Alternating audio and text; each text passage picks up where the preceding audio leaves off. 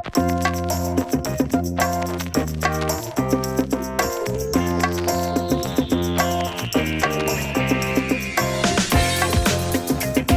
my name is Mathias. I'm here to talk about my experiences of my crossover. I think it's kind of an interesting concept, crossover. There are so many angles into it. My book is autobiographical. It tells the story of me and my family. And this crossover talk is going to be highly personal and also autobiographical. Yeah, I wrote here on my tag that I crossed over. It's a highly metaphysical phrase, or sort of philosophical phrase. I wrote that I crossed over from shit to less shit, and that's sort of a life motto, perhaps. I thought I'd say first a few words about my background. I grew up in Ostrobothnia, in Vasa, in a Swedish-speaking family, or bilingual family. My mother is Finnish-speaking and my father is Swedish-speaking. We belong to the tired and poor working class, and that kind of defined our existence as a family, as individuals within that family. And I've written a lot about poverty, or as it should perhaps be defined, relative poverty. So it's not the absolute or extreme poverty of, say, Johannesburg or parts of, Africa and these kind of countries, but still it's a kind of poverty that exists even within the rich Scandinavian context, and that has to be talked about and discussed. And I felt the strong need to write about these things autobiographically because I didn't see that discussion anywhere else in Finland. Not on a political level, not like within a context of media and journalism. I felt a lack of that important discussion. So I wanted to bring up the theme of poverty on the agenda by writing about it and by naming myself as an example of the poor, which has been quite controversial, but also people have been pleased to see me do it. When I approached the theme of crossover, I, for a brief moment, considered to speak about basketball, because there's this, as Mike might know, this wonderful crossover move, which I'm a former basketball player, so that was my first thought, I have to be honest, to speak about basketball, but yeah, let's just leave that. I'm not here because of success, if I have to be honest. I'm here because I've been through a lot of shit, and I'm here because somehow I've managed to transcend all this stuff. It might be poverty, it's also mental illness, depression, really heavy mental fatigue, these kinds of things. So I'm here because of that, but I managed to, pull myself together and make something out of all this. And I crossed over by writing. I crossed over through books and through literature, because through writing, I, for the first time in my life, felt that I have a right to own my own life, to define my own existence in Finland, and to define all of my experiences as I went through them in Helsinki or in Vasa or in Stockholm, where I was born together with my brothers.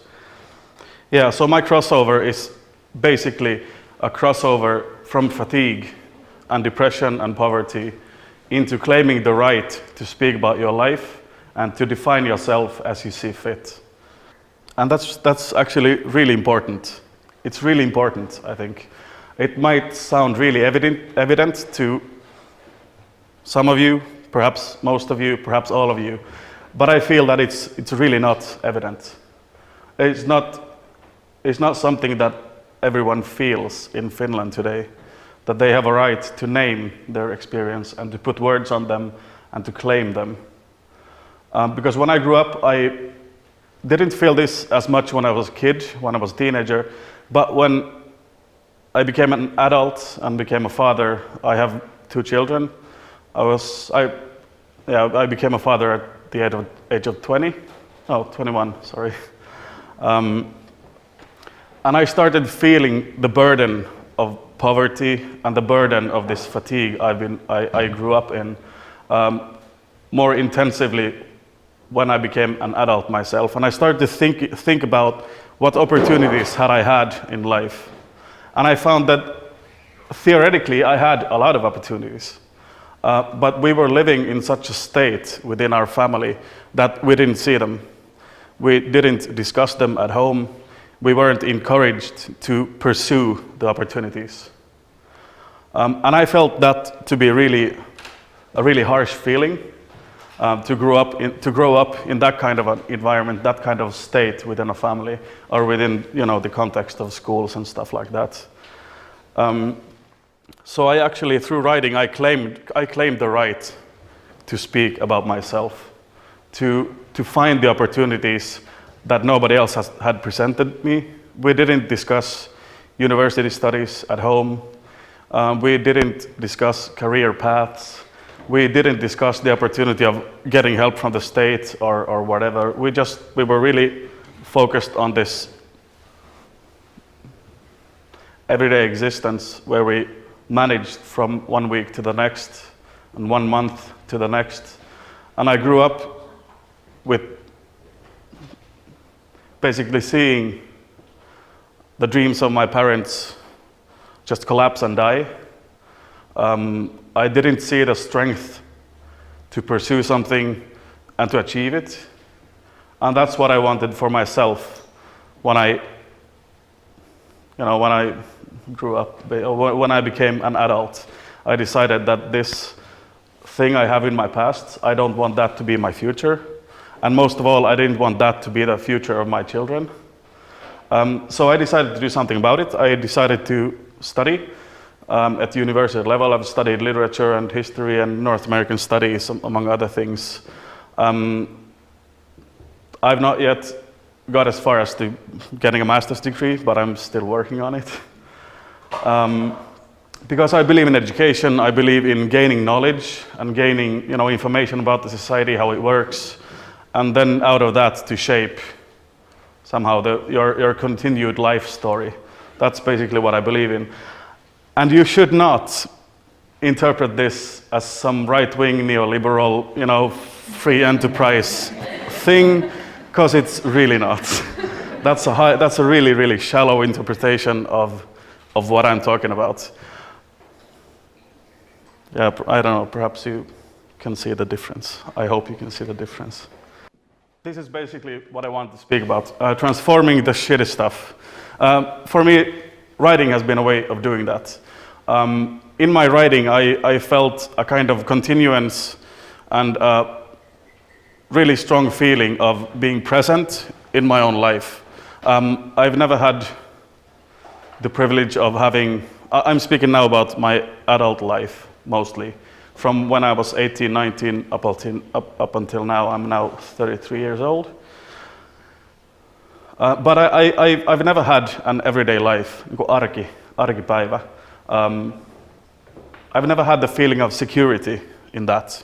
Not economic security, not mental security, because I've suffered from a lot of shit, basically, to put it really short. But in my writing, I felt that one thing leads to the next, and that leads to the next.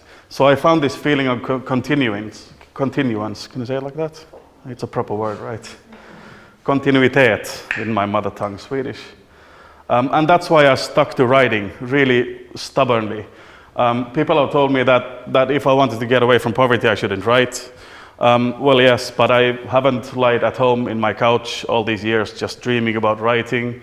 I've worked a lot of different jobs. I've always worked. I've often worked 3 or 4 jobs at the same time. So that's not the problem for me. The problem for me is that my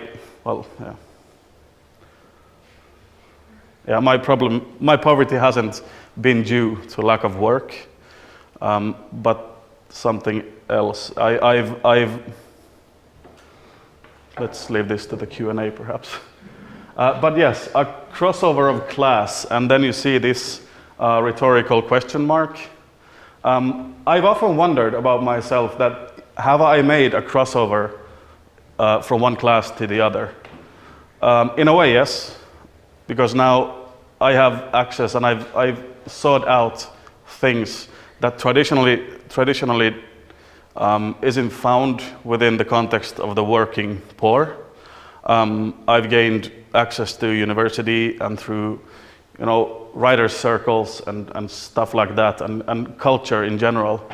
But still, the economical parameters of my life haven't really changed all that much, which is something I think a lot of people now deal with. That traditionally, when you jump class from one to another, that's basically higher up on the ladder. There has always been economical change go along with that, but that's not the case anymore, because the academic middle class isn't really all that much richer today, I think, than the hardworking working class, if you see what I'm getting at. So I have, in a sense, I've made a jump from one class to the other, but in the economical sense, I haven't, which is a bit frustrating, because had I lived 50 years ago, I'd be a semi-rich man today, perhaps, I don't know. And yes, my crossover is very much an ongoing process. I'm not finished, I haven't totally crossed over. I still have my feet in the mud of experience that I describe in my book, for instance.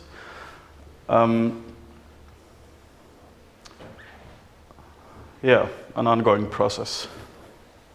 Is anybody timing me? I've no idea for how long I've spoken. Keep on going, I'll let you know. Keep on going, okay. Yeah, I have, as you can see from this wonderful quotation mark here, I have a quote for you.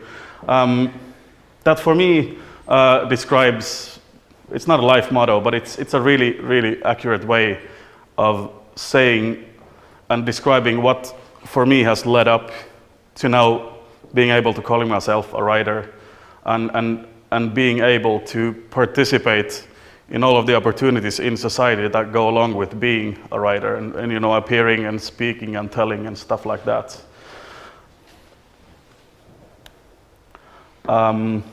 Ever tried, ever failed, no matter, try again, fail again, and fail better.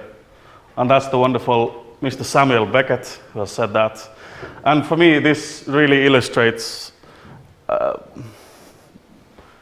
basically the last 15 years of my life could be distilled to these wonderful words. Ever tried, ever failed, no matter, try again, and fail better. Anybody like that? Yeah, one thumb up. Thanks, good. Yeah, Samuel Beckett, it's wonderful. You should really read Samuel Beckett if you haven't.